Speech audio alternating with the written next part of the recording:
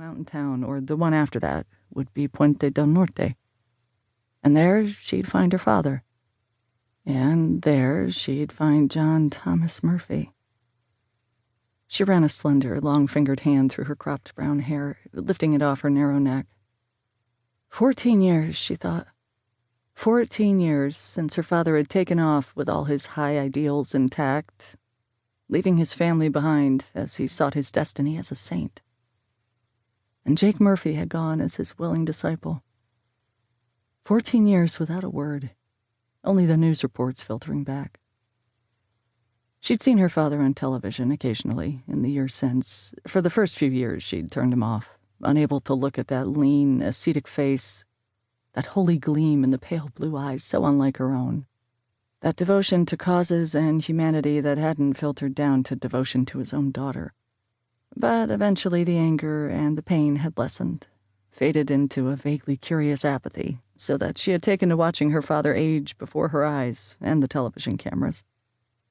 El Patron, the Saint of San Pablo, he was called by the media, dispensing medical aid and education and food and his holier-than-thou support to the starving people of that oppressed country. Tolerated by the rigidly right-wing government as a harmless eccentric, worshipped by the Patronistas, the ragtag rebel army who'd claimed him as their own, Samuel Edison Lambert was in his element. And Maddy had watched him with mingled longing and wry acceptance. Until last week. "He's dying, you know," her mother had said abruptly.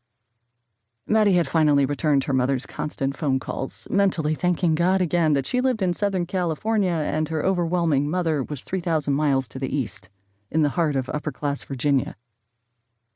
"Who?" Maddy replied, ignoring the sudden clutching that told her she knew perfectly well who. "Your father, of course," Helen Courier Lambert Henderson snapped back in her brittle, perfectly modulated voice.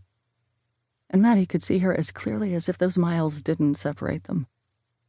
The narrow, delicately painted lips, the brown eyes that somehow managed to look ice cold, the perfect white skin, magnificent cheekbones, and sweep of excellently tinted dark brown hair. Her long nails would be tapping the base of the telephone as she talked to her unsatisfactory daughter, and her calm, cool face would have an expression of fastidious irritation. "Who else would I be talking about?" she continued after she had waited long enough to have her displeasure known. Maddy shrugged on the other end, a useless, unseen gesture, trying to give herself time to answer. "I don't know. Maybe Uncle Max?" "Your stepfather is in the best of health, thank you," Helen snapped. "He takes care of himself."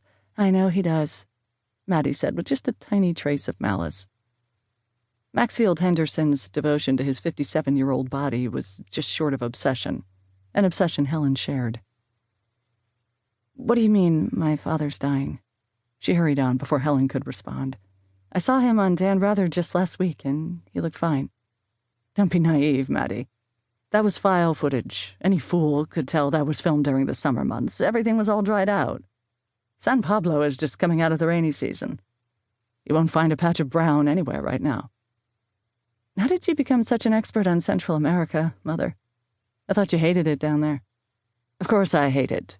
There was no way I was going to follow your father into his self-imposed exile, even though you deserved it more than he did," Maddy interrupted.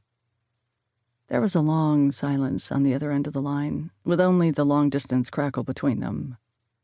And for a moment, Maddy wondered if she'd gone too far.